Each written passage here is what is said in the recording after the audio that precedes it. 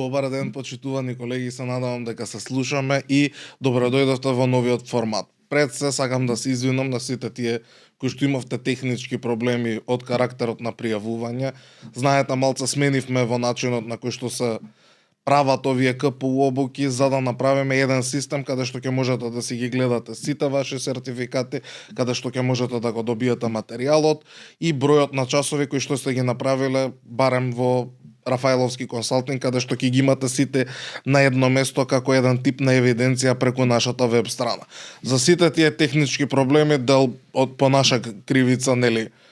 Како што се вика, тие што ја работеа веб страната, доработеа некои работи, ни кажаа дека се е завршено, меѓутоа знаеме дека се е завршено е како посла мајстор кога ќе ти дојде дома, не е секогаш се е завршено и не е секогаш направено баш на најдобар начин. Меѓутоа да продолжиме понатаму.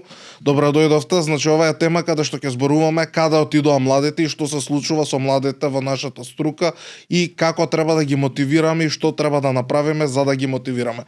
Ќе го представам прво мојот колега Иван тука, а ќе го оставам Иван да го представи нашиот друг колега Ивица тука да па да објасниме малце повеќе за темата. Колеги, добар ден и од мене. Денеска прв пат се гледаме. Како што веќе мислам и дека најавивме претходно, целосно нов концепт, панелот ни останува после пауза исто како еден, да речеме, различен концепт од оние стандардни предавања. Целосно нов концепт на разработување на тема поврзана, нели, различни теми кои што ќе ги имаме во овој така наречен подкаст, односно формат на подкаст, како што може да видите и студиото ни во таа насока и наместено. Денес имаме интересна тема и гостен кој што најпрво можам да го представам и како пријател, колега, соработник долги години. Темата е каде исчезнаа сметководителите, барем така ни беше најавена. Ќе обработиме различни теми и во делот на најпрво изложувајќи ги причините за тоа како и каде се движи нашата професија, понатаму ќе одиме на делот на можноста за работа на далечина, вештачката интелигенција, етиката во сметководството, односно што се случува во пракса во рамките на функционирањето, особено оние сметководствени бироа кои што работат повеќе клиенти и нормално со еден заклучок на крај да ја заокружиме цела оваа тема во една добра дискусија. Да го најавам, ајде ќе речеме нашиот гостин, веќе втор подкаст ни е овој, затоа што еден термин нели го поминавме. Ивица Петковски, овластен сметководител, он се представи минатиот пат, јас не го представив, работен во Нидра консалтинг, сметководствено биро. Ќе му оставам на Ивица да се представи на кратко, па ќе ги почнеме оние теми кои што ни се денешни практично како тема на овој подкаст. Добар ден и од мене.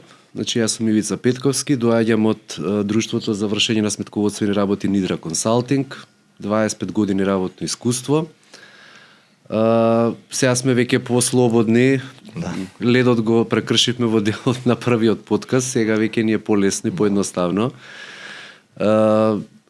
Едноставно сакам прво вас да ве поздравам повторно, значи на довербата што ми ја дадовте да учествувам во првиот серијал на подкасти, значи преку КПУ часовите.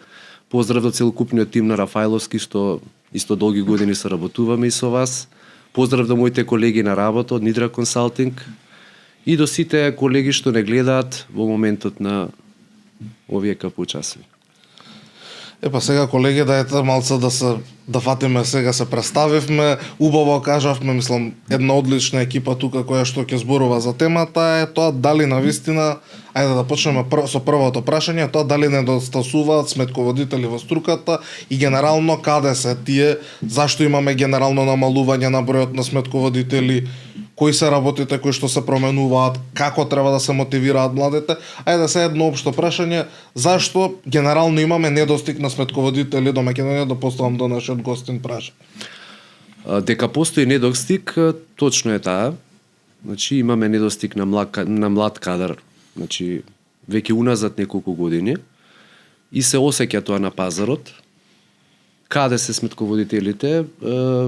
Првично за младите ќе зборувам. Тие заинтересираноста е малку понамалена. Од аспект на тоа што нашата професија бара континуирано професионално усовршување, значи следење на часови, постојано учење, законските прописи, инспекцијските контроли, даночната политика која што треба, значи постојано да се следат некои нови, значи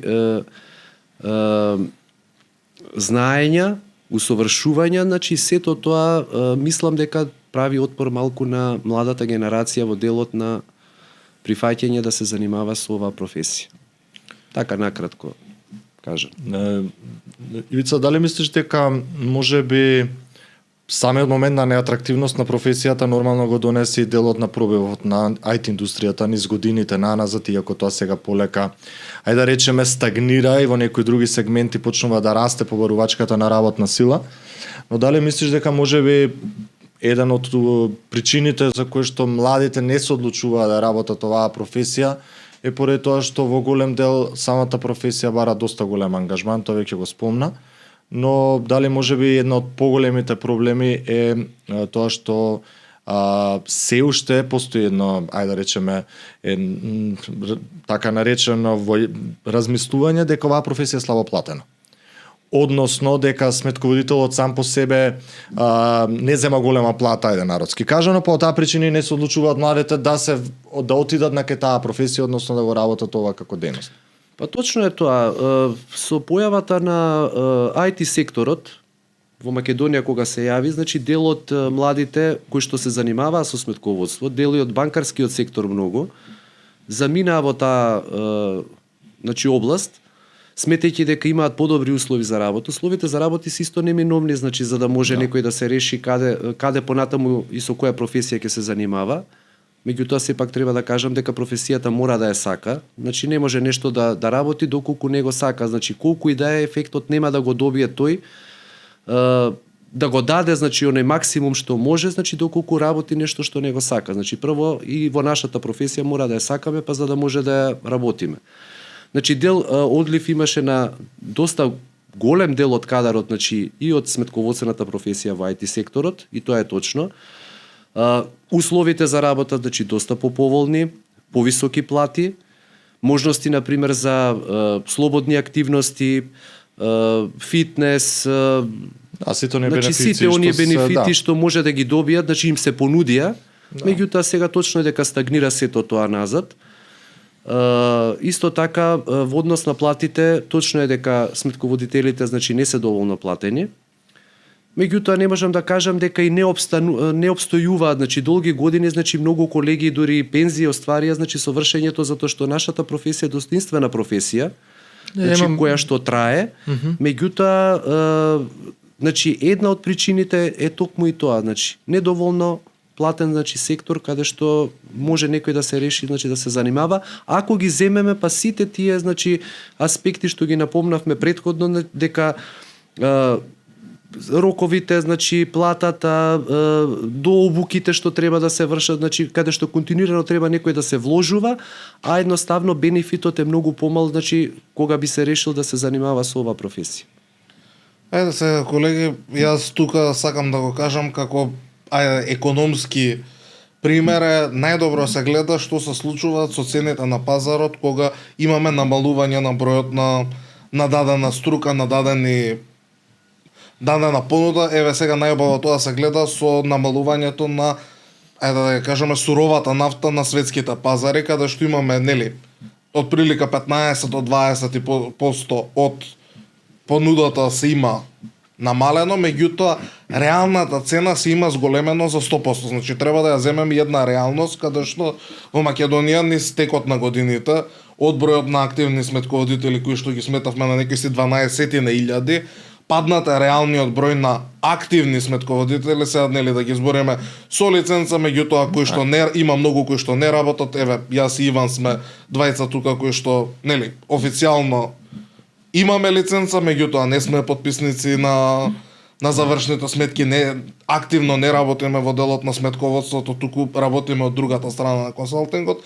Така да со самото намалување ние реално имаме некој си пазарно намалување на 50% од работната сила и во текот на годините можеме да кажеме дека веќе сметководствената професија почнува да растат примањата, барем нели во реалниот сектор почнуваат да растат примањата и луѓето се повеќе и повеќе мислам дека од тој аспект ќе почне да станува поатрактивна како професија и се гледа една можност каде што нели луѓето ќе си најдат место да заработат, да си ја најдат својата иднина, така да не треба да биде нешто што не обесхрабрува, меѓутоа, нели, треба да го пазиме балансот, да не преминеме некоја граница каде што активните сметководители нема да можат да ги сервисираат компаниите кои се останати во Македонија, нели. Секоја година се отвараат илјадници компании во Македонија, помалце се затвараат, а бројот на сметководители сепак не се намалува како таква бројка.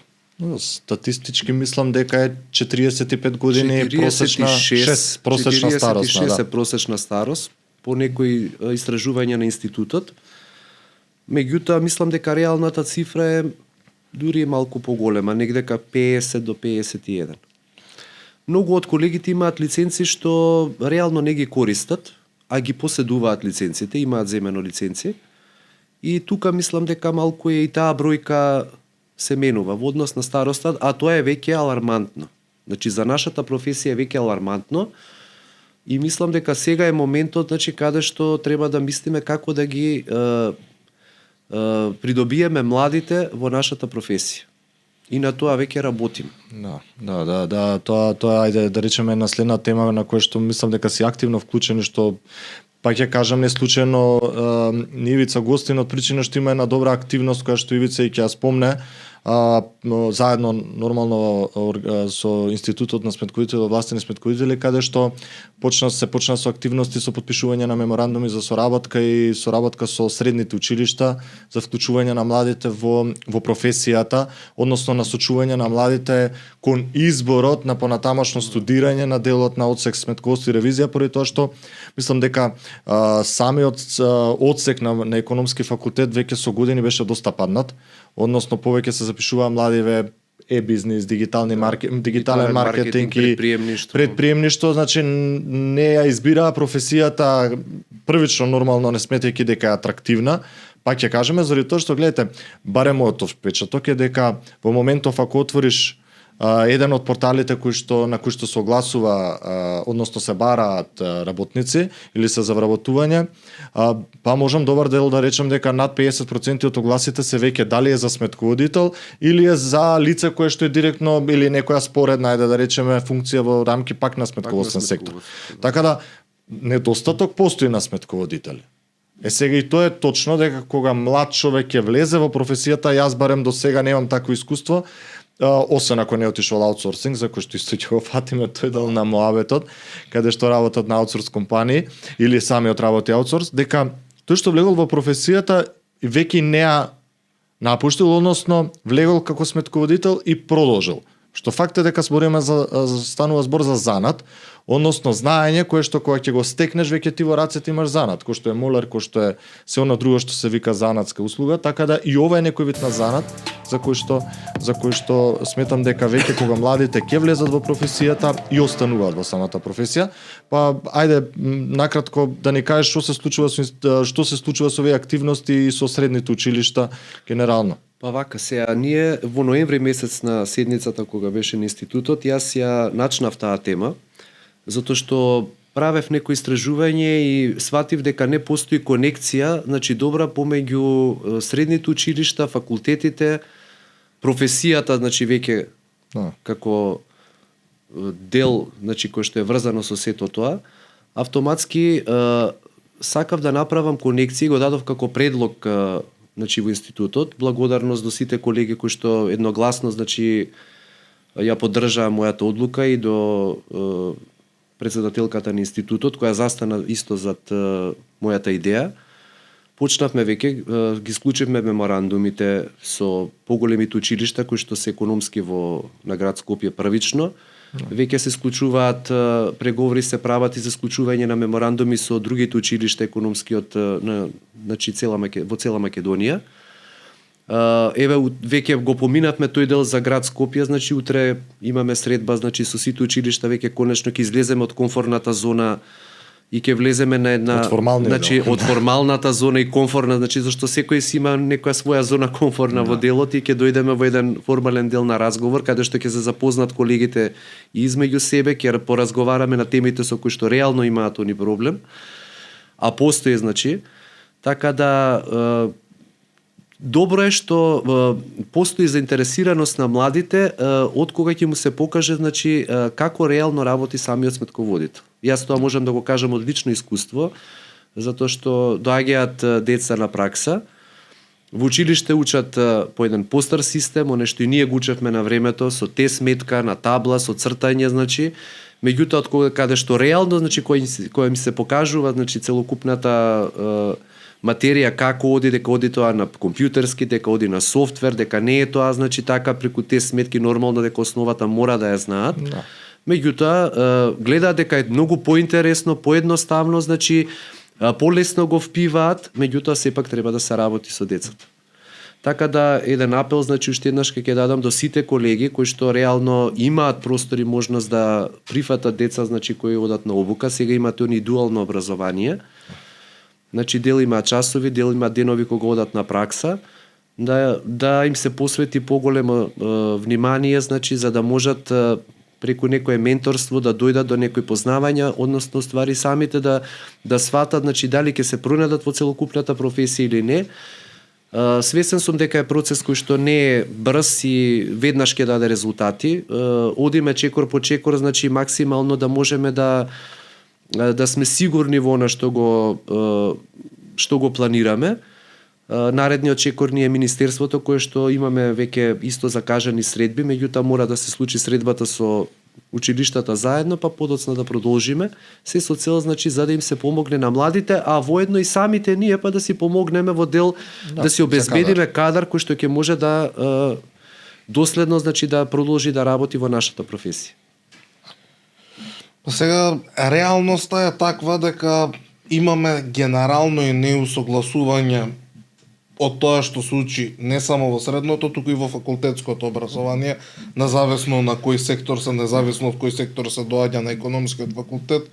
Има дури и како што разбрав програми каде што сметководството воопшто не е ни задолжително, меѓутоа, нели, тие добиваат право да се стекне лиценцата директно, без полагање на никакви испити, без правење на никакви работи. И генерално тука имаме некои си, ајде да го кажеме, реалниот сектор и потребите на реалниот сектор што ги имаме и тоа што се дава како образовните институции, не викам дека они лошо го работат, меѓутоа има голема разлика и генерално младите не добиваат реална слика за тоа како е. Многу е добро кој може, не само од средната, туку и од факултетска возраст имаат деца кои што, нели, бараат пракса, се наоѓаат. Да, и на факултетите, Стефан, има пракса, исто што кај што бараат. Да. И треба, значи, реално, по мене, значи, треба да имаат реална пракса. Така, значи, да им се посвети внимание и реално да видат што точно се работи. Едно е теоретскиот дел, и стојам за тоа, меѓутоа, значи, практичниот дел мора да го имаат.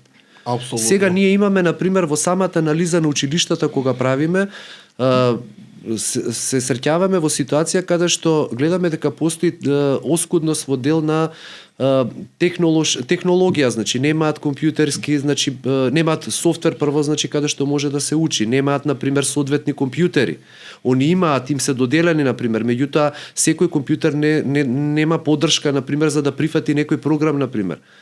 Добро, сега тука имаме две страни. Едната страна е дека дел од софтверите и програмите кои што се користат може да се застарени без поддршка. Вториот проблем е дека генерално ние знаеме образованието во Македонија дека се уште се доставуваат за испити, се носи на прашања, не знам како се вика, на катедра за прашања за испити. Да, на студентски. На студентски прашања да се однесат за да се пријават. Така да самите студенти генерално уште од стартот знаат дека институцијата тука не е тотално дигитализирана.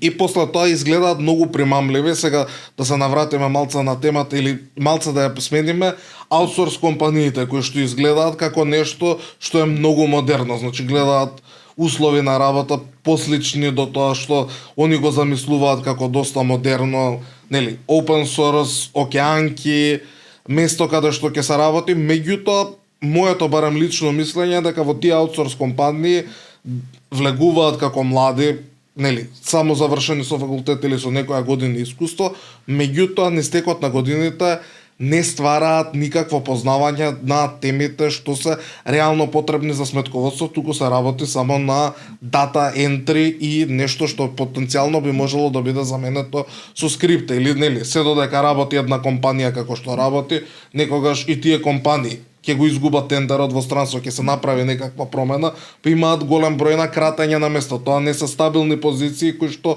обстојуваат низ годините. Од друга страна, гледаме дека сметководството веќе 35 години од независна Македонија не само што не е застанато, туку барем во делот на примањата и на се останато расте. Така да оставам до вас двајца колеги да кажете што се вашите мислења околу самите овие, да кажеме, од аутсорсинг компании до големите компании кои што исто така се занимаваат со вакви дејности. Јас, оно што јас впечаток го имаме дека колку и да збориме, да, аутсорсингот постои, тоа беше проблем кој што го нотираше Светска банка, го зборевме минатиот пат, и го кажав, Светска банка која беше на состанок во дел на изготвување на росте извештајот, го нотираше како проблем дека младите бегаат во компании кои што работат аутсорсинг, но пак ќе кажеме тоа не е сметководство. Заради тоа што се е, само не е сметководство. Сите знаеме, барем оние кои што знаеме што е сметководство, знаеме дека, спомна Стефан, тоа е класично дата entry, односно внесување податоци во систем, да, кој што некој после тие податоци ги користи понатамо, но добро, атрактивно е, платено е, бенефиции ги спомнавме. Јас имам друг еден впечаток кој што се случува во сметководствената професија, кој што исто така постои, се уште не можеме да излеземе од таа стигма на функционирање, дека се уште постојат мануелни процеси на работа, особено во сметководствените бироа. Големите компании можам да речем дека воспоставија некои системи, правила на функционирање. Порано, знаеш како јас викав кој идевме по фирми, викав сметководството е до вецето. Буквално, фирма ќе влезеш, толку беше деградирано да кога треба да одиш да го најдеш сметководството е вратата до вецето, па е сметководството. Беше деградирано до стварно најниска точка. Се уште постојат мануелни процеси, се уште постојат процеси каде што документите се носат на рака у кесе. Така, и се оставаат, тука си странките голем проблем, каде што се уште немаат научено дека, нели постојат сега барем, ајде да речеме, различни системи на кои што можеш и да ги испратиш документите и да ги прикачиш документите, и тоа од старт еден млад човек кој ќе влезе, кој ќе почне и кој ќе види дека тоа така функционира, од старт се повлекува. Значи наеднаш гледа мануелни процеси, гледа сметкички кои што поминале низ, ајде да речеме, прљаво, несредено, да треба да го среди. Тоа е дел од сметководството, но светот не иде натаму. Така, сега збориме за дигитализација, за процеси, за аутсорсирање на услуги, работа од дома, работа од далечина, и мислам барем лично мене дека се уште, и оној момент што го спомнав минатиот пат, февруари месец, завршна сметка, документи се носат до 27 февруари, 28 февруари се изработува завршна сметка или 15 март. И оно што викам, ако гледаш навечер во февруари до 15 март каде свети, знаеш дека е сметководител. Значи, тој проблем мислам дека реален, кој што се уште некако ја одвраќа атрактивноста на професијата. Че мора да постои систем на дигитализација, мора да постои систем на согласување со најнови практики, за да сметководството се смени. Се сложувам со сето тоа, се сложувам и со Стефан што рече дека автоматски одиме напред. Значи не дека сме застанати, се трудиме. Застанати или заостанати? Па заостанати не сме заостанати, значи далеку од зборам за дигитализација. За дигитализацијата чекориме, секој скромно ќе кажам. Меѓутоа, значи од самиот и од моите почетоци кај другите, значи колеги, верувам дека има, значи постојано промена, постојано значи се трудиме, значи да одиме напред, се вложува во подобрување, во подобри софтвери за работа. Се уште има и колеги кои што работат еве при трансфер на некои фирми кога доаѓаат, па ќе видиме дека се уште има и рачни документи пишувани, заклучни листови што се исто пишувани на рака. Да, јас минатиот пат те прашав, извините, прекинувам, за средниве школи, каков бил интересот кај младите, нели во однос на делот на предавањата кои што се одржани, софтверот што им бил покажан како функционира во пракса, дека уствари они сите се заинтересирале кога сватиле дека И не така рачно се работат сите процеси како што се учи во средно училиште и нормално во средно училиште ако нема пракса, нормално треба теоретскиот дел да биде предаден. Ама сам да кажам дека треба да се презентира дека е професија која што оди напред, се дигитализира и тука мислам, барем лично мене, поред се оно што друго го детектиравме, дека можеби ги одвраќа младите се уште од тоа да работат, затоа што за нив сметководство е тоа седнато, работење, куцење цел ден. Да, реално треба да имаше таква ситуација, значи каде што мислам повеќето како одиме по училиштата и каде што се вршат тие предавања, им даваме можност како тоа изгледа на табла, им даваме можност како значи тоа изгледа значи на реален софтвер, значи кој што се користи. И автоматски сега вика конечно сваќаме вика како се работи. И беа заинтересирани. Дури имаме на пракса имам деца од дигитален маркетинг. Тие немаат сметководство, меѓутоа јас како ментор значи сакам да пробам да видам осетната форма дали ќе може на пример да работи и дали е заинтересиран. Еве сега баш во претходниот петок дури беа зачудени иако немаат колку тоа ги привлече. А едноставно кога го избирале смерот дали ќе оди економски техничар или дигитален маркетинг, едноставно се решиле заради потешкотиите со предметот сметководство, дека тоа е тежок предмет, дека не се учи, дека не се разбира, а уствари суштината кој ќе ја сватат далеку дека нашата професија дека е едноставна и дека тоа е така многу лесно. Меѓутоа за првичната препрека, значи тоа е дел кај младите каде што немаат реална представа, значи како сето тоа се работи.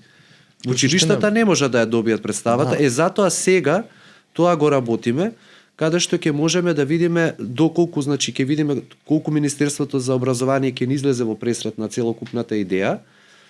Првично треба да видиме што едноставно сакаме значи да смениме и да внесеме значи дел од нашите колеги да може да обавуваат пракса можеби во самите училишта. Добро, сега тука има повеќе прашања кои што излагаат од самата оваа работа. Генерално е зашто мислиме дека и генералната перцепција зашто мислам дека се ствара дека е заостаната професијата дел игра голема улога, мислам дека и самата држава која што ги нема дигитализирано голем дел од процесите кои што реално треба да бидат дигитализирани. Мислам, еве сега гледаме се најавува фактурата, меѓутоа од сите наши сознанија тоа се уште не е завршен процес, меѓутоа знаеме дека чим нешто се почнало да се прави, дали за 6 месеци, дали за година дена, дали за година и пол, меѓутоа ќе се направи бидејќи целта е да се направи самото тоа.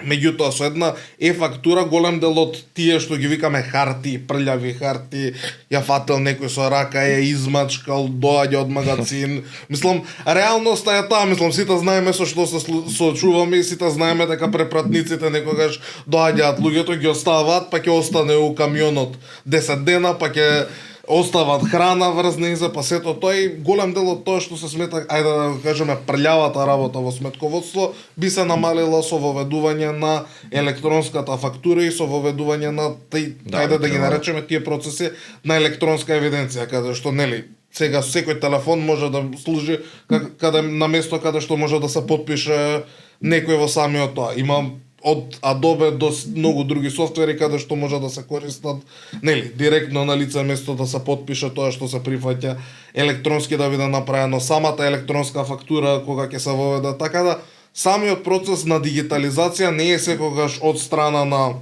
ајде да кажеме ние што сме во струката, туку бара и некаква дигитализација на самата држава која што до сега барем го нема постигнато со одветното ниво да имаме тотална дигитализација. Меѓутоа не можеме да кажеме дека и многу каснеме бидејќи од нашето сознание доста европски земји моментално воведуваат фактура, така да нели Скандинавија како напредна веќе има 5-6 години, меѓутоа еве Франција во моментот знаеме дека го ја воведува електронската фактура исто така да не е дека сме нешто многу позади. Да, гледај, со фактура ќе се реши голем проблем. Ќе се реши овој проблем на она што го збориме, нели, хартија, мануелни процеси и така натаму. Овдека можеме на да времено добивање на документација. Да, апсолутно. Да, тој е најголемиот проблем. Ние имаме проблем со Да. и на времено добивање на документи за да се обработат. Сега апсолутно. не можам да генерализирам, меѓутоа Ама, и повеќето нормално. од странките Ама и нормално е тоа, се замислете некој што тргнал на пат во странство, приемниците и сега еве да кажеме транспортно друштво го испраќа камионот и камионот може да биде по месец, месец и пол во странство, доставува на едно место, па на второ, па на трето место. Тој човек не се враќа ни физички во Македонија за да ги достави самите документи, мислам. Сега да тргнеме на страна дека Гледај, ќе го среди проблемот е фактурата дефинитивно, ќе даде атрактивност, па ќе кажеме, ќе го среди проблемот со роковите, претпоставувам, ќе го средат и системот, не е такси, тоа е борбата. Секогаш е да напал, секогаш е дека и верувам дека е така, дека прават напор, дека во управата мора да ги вклучи, барем моје лично мислење, многу поактивно сметководителите во целиот овој процес, заради тоа што проблемите од пракса и проблемите од теорија не се исти. Праксата покажува дека излагаат многу проблеми кои што не се само врзани со финансовата евиденција, врзани со материјалната евиденција, таа фактура треба да влече раскнижување на материјални евиденции и така натаму. Верувам дека работат на тој процес. Па има, јас бев на една средба со управата за приходи на завршниот дел кога се образложуваше исто така за е-фактурата. Они апелираат, значи на нов систем ќе се работи, кој што веќе го поставуваат и апелираат, значи да дел на сите кои што се заинтересирани да се приклучат да побараат, значи лично да во оној тест период да може, значи тоа да го прават. Се надевам дека ќе биде нешто подобро до нешто го имаме со етаксот или Да, затоа што знам дека Србија, на пример, имаше голем проблем. Тури едно време излегуваат сметководителите во Србија на протест пред Министерството за финансии, има голем проблем со фактурата. Не е едноставен процес, затоа што не е само е-фактура како е-фактура, тука се испратници, повратници, тука затоа значи систем е врзан, целокупен систем е врзан и тука дека тоа едноставно така ќе помине, значи не е, меѓутоа мора, значи полека, ако веќе сакаме да воведеме, значи е-фактура, треба и да се прилагодуваме на тој процес, значи постојано и да се пробува. Така да има апел од управата, значи да кој сака од книговодителите може, значи доброволно да се пријави во тој тест период, на пример, за да види како тоа ќе оди. А преку тоа и они самите ќе може да направат размена и да видат каде ќе има проблем, на пример, па во дел каде ќе се појават уствари проблеми, затоа што сепак знаеш не е едноставно, различни ситуации се во целокупниот процес на работа. Сега сме кај дигитализацијава, чисто прашање, ја спомнавме, можеби отворивме како тема и вештачката интелигенција, ако не ќе отвориме, заради тоа што ние дел од темите. Голем дел од она што се вика написи своевремено, веќе 2 години како сме во ера на вештачка интелигенција, можеби повеќе, не знам неколку. Голем дел од оние написи водеа до тоа дека сметководството како професија ќе биде заменет од вештачката интелигенција. И тоа не е дека не го измислив јас, го пишува секаде. Прашањето ми е прво кој е твоето мислење? Нормално е, Стефан, тука ќе се вклучи, ние развивавме еден модел на вештачка интелигенција кој што веќе го развиваме се уште. Дали мислиш дека реално постои основ да сметководителот биде заменет или можеби вештачката интелигенција треба да ја разбереме како нешто што може на сметководителот да му помогне во извршување на своите работни врски или процеси многу побрзо, а не може да го замени? Дека ќе го замени, не. Значи, со тоа не се сложувам. Дека ќе му помогне точно. Дека е алатка која што многу ќе му помогне, може ќе се трансформира само, не може, него сигурно ќе се трансформира улогата на сметководителот, затоа што поголем дел од оние мануелни работи или ние што ги викаме работа на одење на пешки низ документацијата, ќе се скратат и автоматски ќе остане, значи, да сепак, значи, мора сметководителот да има познавање од сметководство, она што претходно го дискутираме, за да може да биде добар аналитичар, значи да биде советник во дел, контролор на целокупната работа. Да. Во суштина на првично на менаџерите, значи податоците на сметководителите се знае, значи, за каде се упатени. Бројки, меѓутоа работиме со бројки кои што се многу значајни, значи прво за самите менаџери во компаниите, подоцна, значи, институциите, од даночната институција, Централниот регистар, Заводот за статистика, банките, значи исто така. Така да дека ќе се смени значи улогата точно, дека е алатка која што ќе ни користи, тоа е истото и во случајот кога се појавиле компјутерите, значи го фативме еден тој период исто каде што постоеше отпор, значи дека не ни требаат компјутерите. ќе работиме на па недоволна на доверба, значи на пример па се работи континуирано паралелно со компјутер, па се работи на сметководствени картици. Зодека не се свати суштината, значи дека колку ни олесната целокупната работа, а тоа еве Стефан најдобро може да го каже за вашата алатка, значи Ето, јас тука и да ја прескочиме нашата алатка, реалноста е дека секоја нова технологија се носи малце доза на недоверба и тоа е нормално луѓето да имаат таа доза на недоверба, бидејќи, нели, не секогаш се ново е баш најдобро или толку. Меѓутоа, низ текот на времето ние очекуваме, а и со нашата алатка го гледаме како нешто што реално би се направило и тука би, ајде малце да ја осврнам внимание на Ралф тука, тоа е алатка која една Јас само менета... ќе те прекина малку, Да. ме интересира дали на пример еве имате евиденција бидејќи се постави Ралф за да се користи. Да.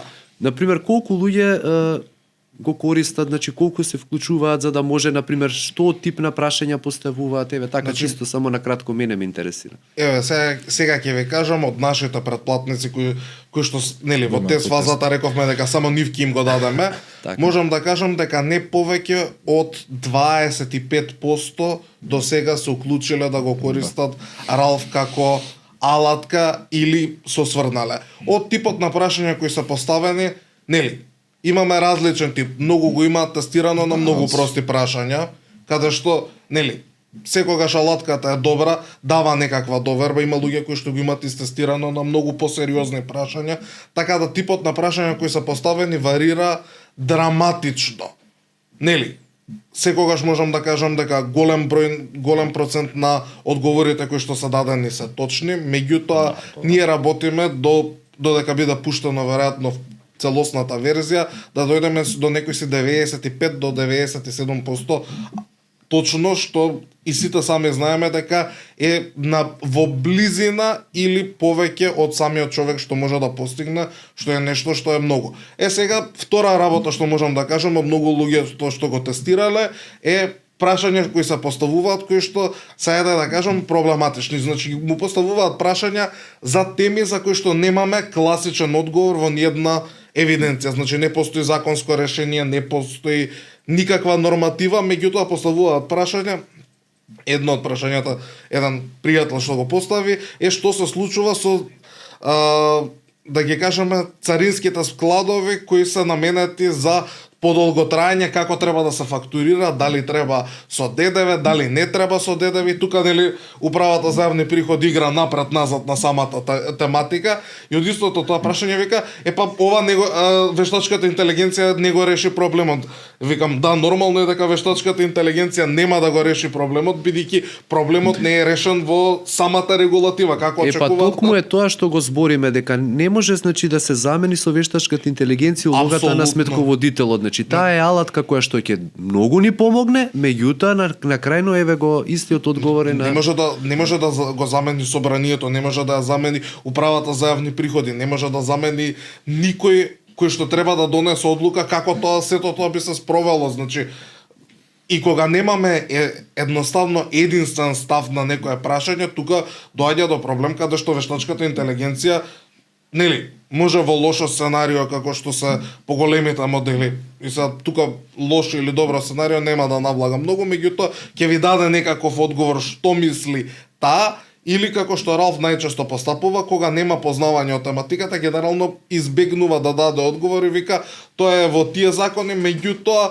тука немаме јасно пропишани одредби и буквално одговорот беше во таа насока и од таму треба да се земе како предвид. Така да генерално ова е нешто што е направено за македонскиот пазар и ајде сега да продолжам со делот, веќе кога почнавме да го фалиме Ралф, да продолжам со делот на рекламата, кратко ЕПП во сред подкастот. Меѓутоа е направено нешто што е наменето за македонскиот пазар, каде што не се користат само големите текстови, имаме сериозно ниво на безбедност кој е воведено, каде што се користат сите највисоки стандарди во светот, значи каде што не се зачувуваат персоналните информации, каде што нема да се секирате. Многу голем проблем да знаете, колеги, генерално кога зборуваме за вештачката интелигенција, е што све тие системи добиваат право да искористат од вие тоа што им го ставате. И во многу земји во светот, еве да кажам, посебно за ајде да ги кажеме осетливи теми каде што и етиката на самото сметководство каде што ќе треба да се осврнеме, е дека е забрането користење, значи од проектирање на патишта. Строго забрането, бидејќи нели таму има многу осетливи проектирање на мостови. Сметководството генерално веќе почнува и во Европската унија и во Америка да се брани директното користење на вештачката интелигенција, бидејќи целите тие системи кои што се користат од отворен чат GPT, дури до ефтино платените верзии на Copilot и на сите останати влечат многу од информациите. И поради таа причина луѓето генерално се многу предпазливи. А Ралф од другата страна, многу од тие процеси каде што нели би можеле да побегнат информации се затворени и ние не ги задржуваме. И во таа причина можам да кажам дека е доста понапред, бидејќи не му даваме да учи од вашите примери, туку едноставно е модел каде што ние го тренираме на тоа што сметаме дека е правилниот начин на работење. Да, кога развивавме моделот, чисто јас само да кажам, доста време обрнавме на делот на книжењата, например. И оно што можевме да видиме дека по ваши кажувања дека најголем дел од прашањата одат во даночната регулатива, тоа е нормално. Тука имате најмногу дилеми, но многу време посветивме на книжењата и се уште се посветува, како што кажавме, се уште сме во некоја тест фаза која што очекуваме дека многу брзо ќе ја достигне на оној процент на точност на одговори. Можам да кажам искрено дека од тој процент, Стефан што го спомнам, многу малце бараат решение за некое книжење. Значи, најчесто прашањата се поврзани со даноци, најчесто се поврзани со работни односи, се уште немаме расширено база, иако базата содржи регулатива од сите области, скоро цела регулатива во Македонија. Сега ние што сме врзани со со нашите претплатници што се сметководство, даноци, трговско право, работни односи, иначе има база која што опфаќа и целосно целата регулатива. Значи, апсолутно, сега ќе се надоврзам, значи ова е алатка која што ние првично ја направивме за сметководители, меѓутоа не е наменета само за сметководители и треба да се најде место и во многу други професии, од правници до нотари до адвокати, значи за сите тие кои што се, ајде да кажеме, до банките каде што работиме, до осигурителните компании за кои што правиме модули, значи има многу работи кои што ќе бидат опфатени, а и нели вие самите по дефолт ќе ги добиете, бидејќи еден е системот на прашање каде што ќе може да се поставува. Со вештачката интелигенција се уште не сме, нели, ајде да речеме сега се враќаме на сметководството, се уште не сме на најчисто, оно што се вика каде што одиме. Дигитализацијата ја спомнавме, но оно што е факт што верувам дека ќе ме потврдите, знаете како сметководството е жива материја, се менува секојдневно и ние секојдневно добиваме барања од оние кои што го развиваат Ралф во дел на апдейт на податоци, поради тоа што регулативата се менуваат бројките, се менуваат стандардите, еве сами по себе имаме нови правила на признавање на приходи, нови правила на признавање на лизинг, каде најголемите промени, делот на стандардите што се однесуваат на банките и осигурителните компании. Сепак на крајот се враќаме дека сметководителот е оној кој што на крај ќе мора да исконтролира, е оној кој што ќе мора крајно да репортира, без разлика што ќе имаме 1000 софтвери, дали тоа Power BI или не знам какви за анализи и така натаму. Сепак сметам дека сметководителот е оној кој што крајно треба да го има знаењето, а тоа знаење може да се постигне само преку практична работа, заради тоа што јас лично секогаш сум кажувал, јас сметководството не го сакам. Јас завршив на одсек на дворешна трговија на факултет. Јас нити од средно, да, сериозно, нити на факултет, јас сметководството не го сакав. Јас сметководството како професија го засакав кога почнав да работам тука пред 15 години. едноставно не ја го гледав како атрактивно. Кога почнеш да го работиш, разбираш дека уствари не е тоа така сувопарна материја, тоа е толку жива материја која што цело време бара Има во се менува. секој делове настан да ти не зборам за креативно сметководство, тоа на страна, него зборам дека е интересно, само треба да се започне и да се влезе во професијата, да се работи, ќе се свати колку ствари станува збор за интересна професија. Значи тука се врзани даноците сами по себе, работните односи, не можеш да ги исклучиш генерално, нели, пресметки на плати, така натаму и се Види, што повеќе вклучува. области, повеќе закони, значи мора да ги познаваш, не е тоа само една област, на пример за книжење и да завршиме на книжење. Збориме за овластени сметководители, сега има и помошници сметководители, администратори и слично, меѓутоа за да можеш на крај подписот го става сметководителот. Одговорноста е преголема, значи во дел на целокупната Апсолутно, работа. значи, јас тука ќе се надоврзам, еве, и нешто што треба и самите сметководители и многу често го слушаме, посебно еве ќе се осврнам на КПУ буките, ама знаете, мене тие теми не ме интересираат. Гледате, луѓе, се случува. Од компанијата може да изгуби услови, да стане помалку атрактивна за вашето работење, може да ќе се најдете подобро, може да ќе добиете некоја подобра понуда.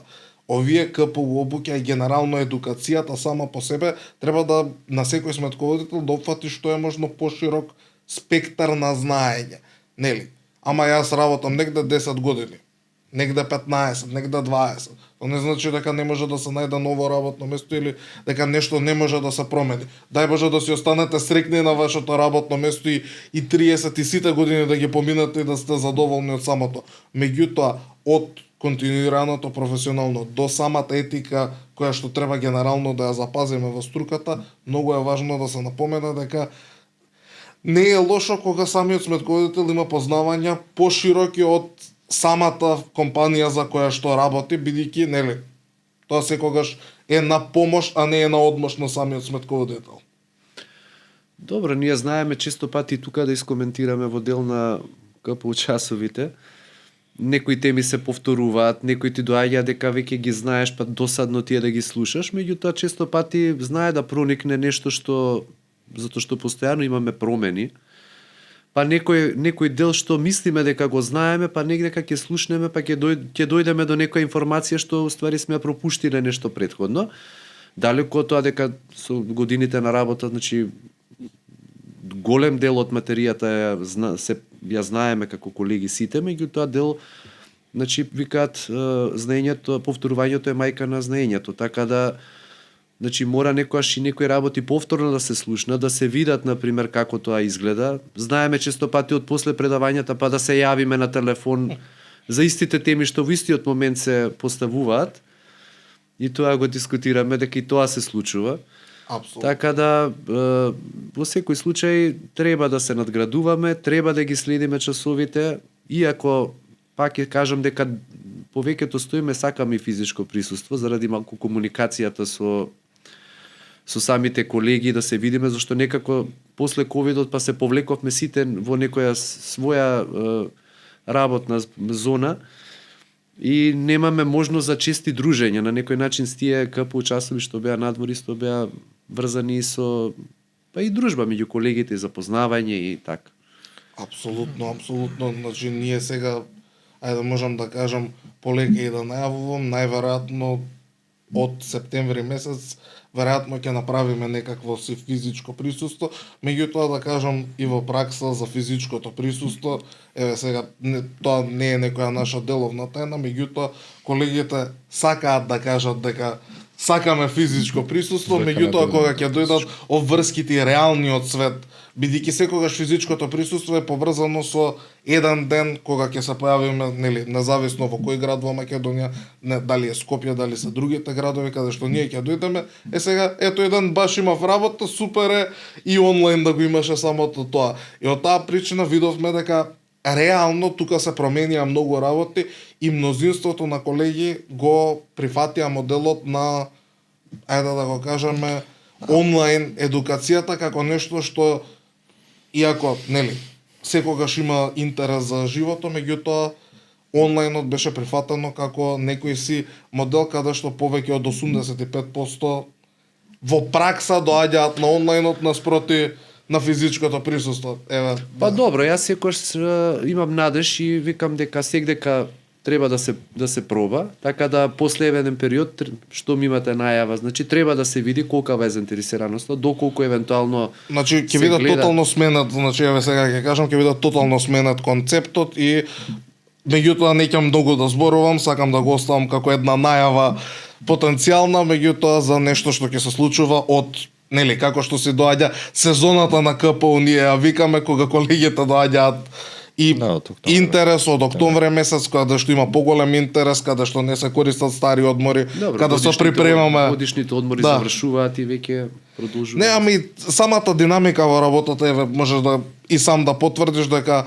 нели до март месец се спремаат завршни сметки. Од мај месец малце ние сме по Од мај месец до август месец се тераат останати одмори од минатата година, новите одмори, еве сега, еве ќе кажам, и овие семинари генерално многу од мејловите бидејќи знаете ви праќаме, добиваме назад повратни.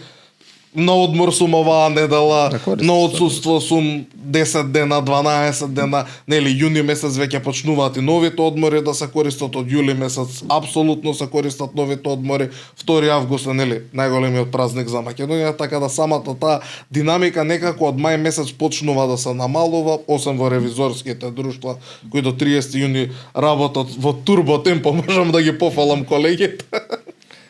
Гледа, добро, слушај, добро завршува нашата работа. Многу дискусии на оваа тема, дискусиите се различни и оно што држи што го кажа Стефан дека точно го имавме моментот кога најавивме физички присуство, отидовме надвор од темата, во добро некогаш и тоа се случува, каде што кога ги закажавме со физичко присуство се соочивме со тој проблем, каде што после колегите, знаеш како, да го видов терминот, се е супер, ама мене ми излезе нешто, чим имате онлајн, јас ќе се уклучам онлајн. Брзото темпо на живење си го направи своето, ковидот го направи своето. Јас се смеам, таман почнавме со физичко присуство, после ковид ја не фатив ковид додека траеше, го фатив после од кога помина.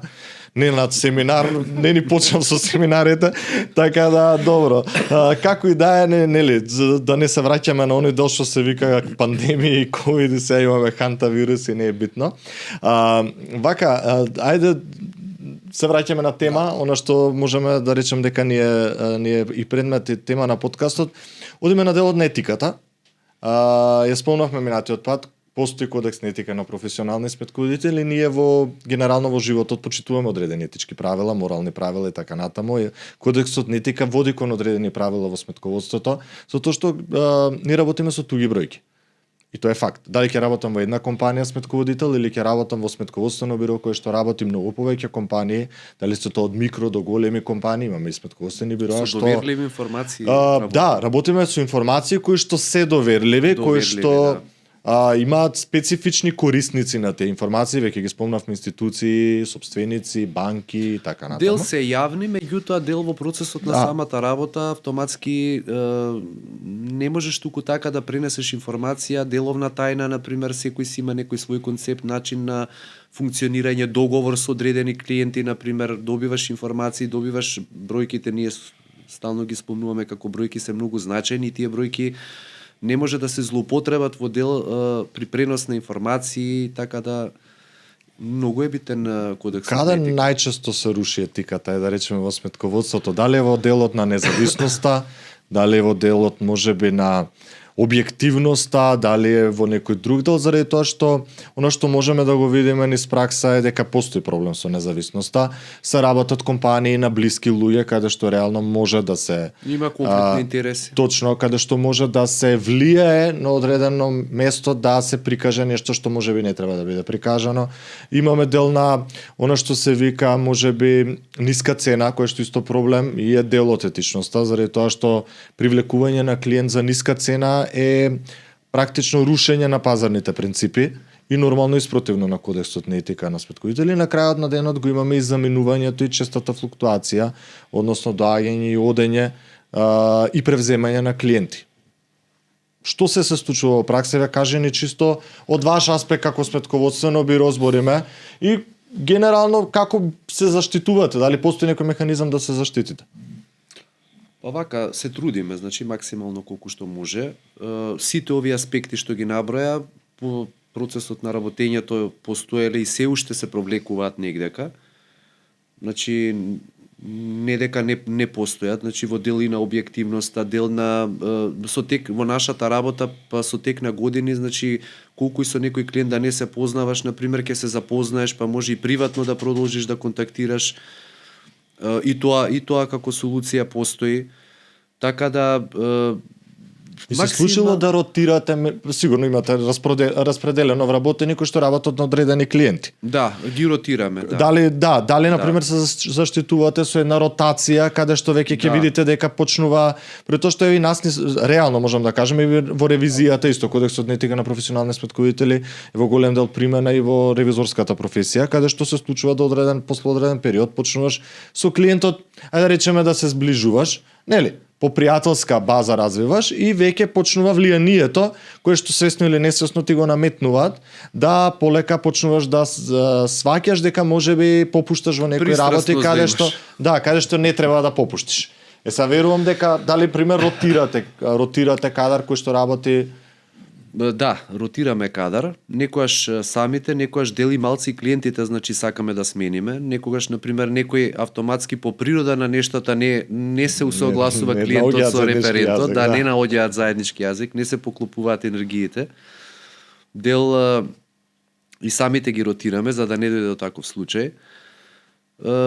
Меѓутоа, јас поготово кај што имам случаеви кај што и приватно се дружам, знаеш Иван и ти, каде што е автоматски секојдневно со тие луѓе, меѓутоа професионалниот дел ми е професионален, можам само едноставно да одам во делот на обуката како треба значи да постапуваат, а не во дел на пристрасност на во бројките што се вика. Да, едноставно работата си е работа, приватниот дел си е веќе приватниот дел на тоа. Тука сега ќе поставам едно прашање малце така по, ајде да го кажем, интересно е што се случува и зашто, еве, јас имам некој став дека имаме малце проблеми со она старо, ајде да кажеме, не е ни македонска или врзи го коњот кај што газдата ќе ти каже, значи доста голем дел од сметководителите, посебно сега кога не сносат одговорност, така да кажеме, или не сакаат да сносат одговорност, или викаат мене газдата ми кажа, дел од етичката работа и дел од работата на самиот сметководител е да му каже и на газдата да го посоветува дека некогаш нешто не функционира така како што е замислено или како што е. Не само, значи најчесто сите тука доаѓаме даночна сфера, пробува нешто да се направи. Не е секогаш од даночна сфера, него и од активното работење на компанијата каде што се влијае на самото друштво како сето тоа функционира. Кој е твојот став за тука? Како треба да се постави? Што мислиш дека треба да направат сметководителите? Мислам прашањето е до двајцата. Јас се веќе кажам од моје искуство, значи имаме соработка, значи на нашата компанија директорка исто, каде што ако дојдеме во ситуација на пример таква, автоматски се, значи, си укажуваме еден на друг. И кај другите колеги е исто, на пример. Значи, ова дали треба вака да се среди, дали значи може значи да се направи или ова, значи ваквиот став мислам дека може да се смени. Значи мора да постои соработка. Абсолютно. Мора да постои соработка и мора да постои на пример како да кажам доверба меѓу себе. И доверба значи како сметководител па спрема своите клиенти. Апсолутно, јас не викам дека така да се пробуваат значи сите тие аспекти за да може на пример максимум да се извлече. Пак ќе кажам, има дел на провлекување кај што ќе и не може да нема, тоа ќе си постои како и во секоја друга професија негдека, меѓутоа автоматски се гледа значи максимално знаеш да се минимизираат тие работи. Апсолутно. Да се задржи тој етички дел, значи. И етички дел не е само на пример во дел на доверливоста на податоците или на пример во целокупното наше професионално работење, етика и меѓу самите колеги. Апсолутно. Ние често пати се соочуваме со проблеми на пример при трансфер на компании, на пример од во едно сметководствено биро во друго, на пример, во недавање на информации, несоработка. Да, тоа е реална болка, тоа го знам дека се случува. Има и такви, значи многу колеги имаме, значи сме имале и имаат проблеми, значи еве вака во некои неврзани муабети сме дискутирали на таа тема. генерално трансферот можеме да го кажеме и во ревизорскиот сектор знае да биде на моменти проблематичен, каде што ајде да се покажува неколегијалност и второ, друго што можам да го кажам, каде се провлекува неколегијалноста и зашто многу од младите мислам дека не ја гледаат професијата како добро место е самото да ги земеме самите групи каде што се комуницира помеѓу колегите, каде што има сериозни прекршувања на етиката и генерално ајде да кажеме вреѓање на едно ниво кое што некултурно однесување. Не соодветно за самата струка, значи приватно кој какво мислење има еден за друг, тука веќе не навлагаме, меѓутоа јавно се имаат споменувано лица од сите, мислам, скоро секој што имал некаква позиција, некаков став кој искажал, се соочил со ваква, значи не е проблем да се израза ставови, меѓутоа ова не е, ајде да го кажеме, на пазар каде што карањето може да си го дозволиме да биде на тоа ниво. Гледа сега, ние реално вршиме лиценцирана професија. Тоа не го отворивме како прашање, минатиот подкаст повеќе го дискутиравме во однос дека сериозноста на самата професија гледаме тоа што сега веќе сите сме со некоја уверение, лиценца, како и да го кажеме, за сметковител, за овластен сметковител, значи веќе вршиш професија која што со закон е лиценцирана, која што со закон носи одредени прави и одредени обврски.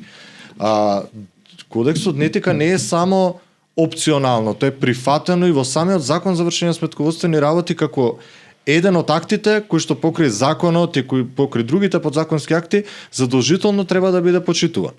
Значи, и точно не станува збор само за етичност во работењето генерално во сметководството, значи станува збор и за етичноста надвор од работењето, каде што се прекршуваат многу етички и морални норми и се, ајде да речам, се не можеме, ајде да не бидеме груб, се навредуваат, ама се даваат одредени лични квалификации кои што воопшто не се соодветни за оно што се вика, оно што го вршиме како професија. На крајот на денот излагаме и се потпишуваме на финансиски извештаи, носиме одговорност, која што одговорност е и tekako важна за оние кои што ги користат тие финансиски информации. Мислам дека треба малце посериозно да го сватиме и делот на кодексот на етика генерално, заради тоа што и на факултет мислам дека и дури постои предмет, јас не сум го полагал, но мислам дека постои посебен предмет кој што се однесува на кодекс на етика или во рамки на полагање на испити, кодекс на испитот за, мислам кај ревизорите дека кодексот на етика, кодексот на етика е цел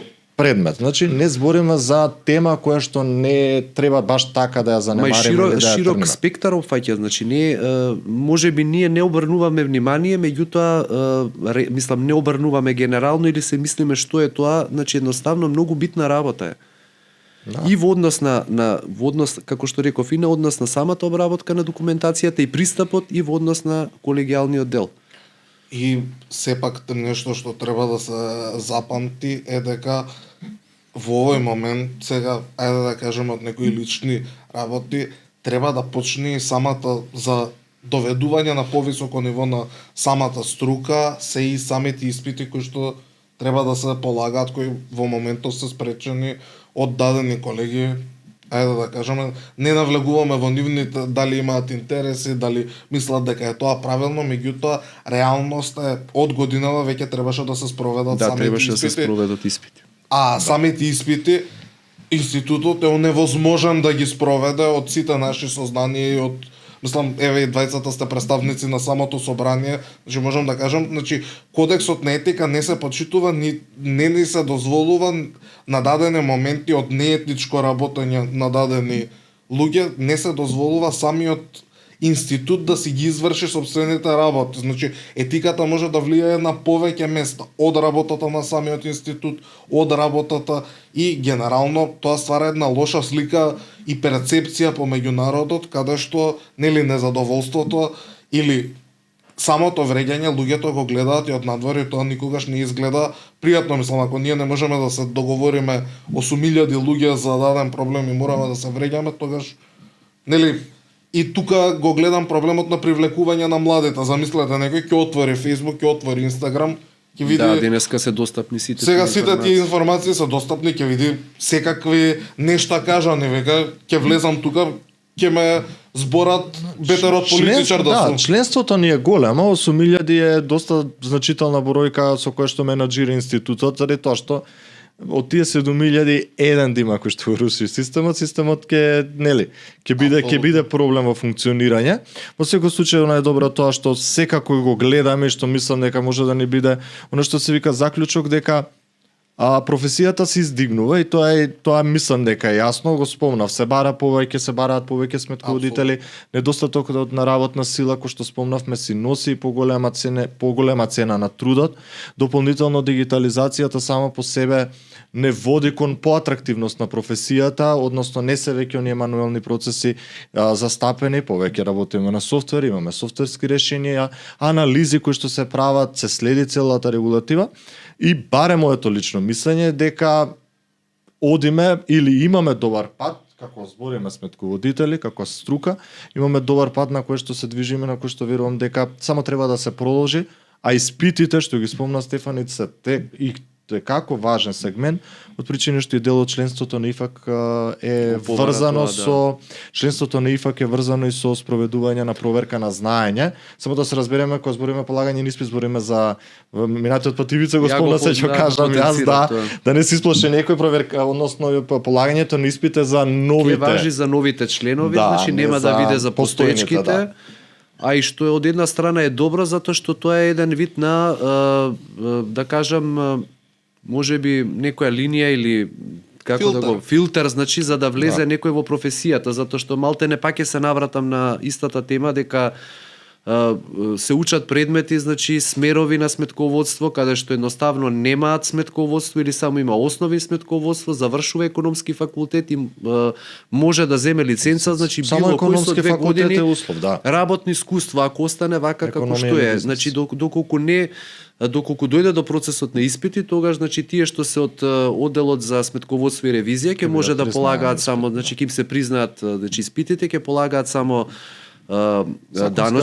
даночната регулатива, даночното сметководство за во однос на даноците, а останатите значи ќе имаат некои 9 испити каде што реално треба значи да го покажат знаењето во делот на сметководството за предмети што ги не ги учеле на факултет. Значи ја како надворешно трговец ќе треба полагав.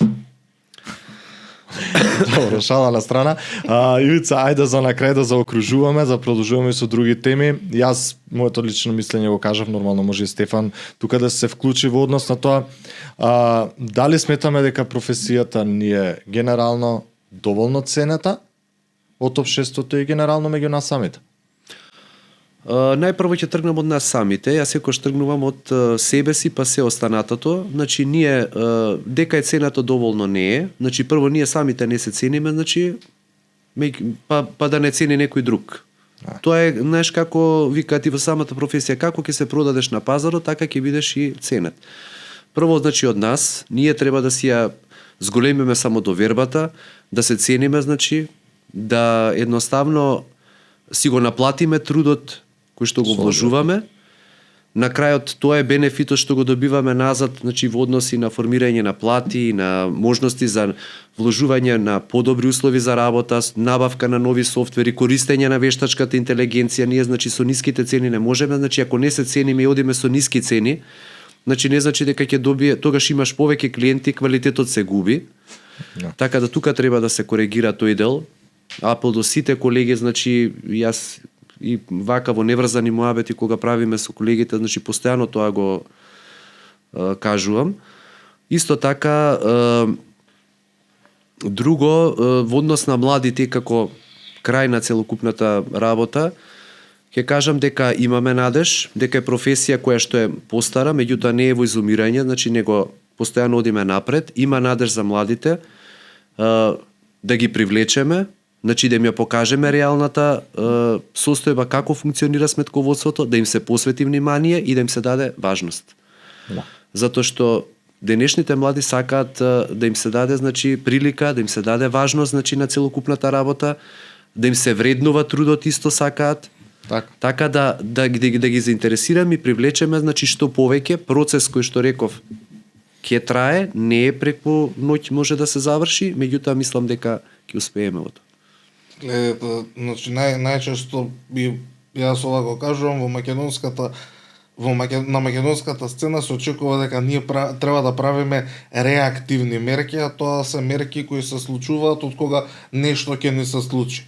Се случи војната во Иран, го намалуваме данокот. Меѓутоа, секогаш, еве овде може да кажам, да го пофалиме институтот, дека има направено проактивна мерка каде што оди спрема младите и пробува да ги мотивира да влезат во струката. Значи, генерално, добар е правецот кој што е завземан на проактивни мерки, каде што ние сега нема наеднаш да го намалиме процекот на професијата од 46 години на 35 години, меѓутоа доколку се работи на оваа проблематика, со текот на времето нема да ни отидат од 46 за 10 години на 56, туку просекот можда реално ќе остане да биде 46 години, со што значи дека се обновила работната сила и се направила самата промена во сметководството. И на крајот на денот разберете, колеги, дека нас од најголем интерес ни е да ве има што повеќе вас како компанија која се занимава со сама во оваа струка, нас не интересира да има што е можно поголем и поквалитетен број на сметководители кои што ќе си го најдат сопственото место, бидејќи ние едноставно дел од приходите кои што ги остваруваме сепак се поврзани со самото КПУ, претплатата и вештачката интелигенција како алатка која што треба да ја користат сметководители. Што помал број, тоа полошо генерално за нас, што јас тоа го кажувам како моje лично мислење и генерално мислам дека сите разбираме дека правецот натаму треба да се движи. Да не се плашиме од конкуренција. Да работиме да работиме на квалитет и на никогаш никој јас секогаш ги кажувам овие две работи. Не треба да се плашат од конкуренција и втора работа од која што не треба да се плашат колегите не е крај на светот доколку на некое место се добие отказ, не е крај на светот, може не било добро, не сте се снашле добро, ако некој сакал да ве отстрани од работното место или вие сакале да се отидете, не е тоа причина да се плашите, туку е причина да си го најдете правото место каде што се пронаоѓате, а се надевам дека многу луѓе ќе се пронајдат баш во оваа наша професија. Ивица, ти благодарам. Мислам дека може да завршуваме во рамки сме на она што го договоривме како термин. Јас прво да се заблагодарам што еве веќе втор подкаст го тераме на оваа тема, ќе имаме уште еден термин кој што мислам го дефиниравме за како дополнителен термин заради тоа што стварно има интерес за обуките. Да се заблагодарам за продуктивната дискусија, за она што го кажа од твое искуство секогаш. Нормално дека искреното повеќе е важно него да само глумиме, ние можеби ги имаме и листи хартија, но ако некој го гледа сценариото, нема апсолутно врска со она што ние го дискутираме, сепак нели ги држевме темите до она што ни е предмет на самата програма. Уште еднаш да се заблагодарам и се надам ќе имаме прилика и во друга прилика да дискутираме на други теми. Благодарност и за вас, благодарност до сите колеги, уште еднашка да оставиме простор за другите теми да продолжиме. За другите теми, да. Иначе ова е неисцрпна тема на генерално сакам да му се заблагодарам пред се на Ивица како наш гостин, бидејќи сепак можеме да кажеме дека не е тоа што е надоместокот, значи не е никаква работа, туку едноставно го прави од неговото позитивно мислење дека треба да се направи, да се смени начинот на кој што се држат самите обуки и да имаме некаква мотивација или некакво придвижување и на самите овие обуки. Така да пред се сакам да му се заблагодарам на Ивица и на сите вие кои не следете и се извинувам уште еднаш за техничките недостатоци и за сите проблеми, за сите останати, можам да кажам, ќе имаме на 4 јуни кои немале можност или кои не се уклучиле на време, не се случило нешто, немале интернет, не сме веќе физичко присуство туку онлайн, имале некаква работа, ќе имаат можност на 4 јуни да дојдат на последната повторно на истава тема, меѓутоа да ја слушаат од понова. Така да ви благодарам на двајцата и 5 минути пауза за да го вратиме студиото во првобитна позиција.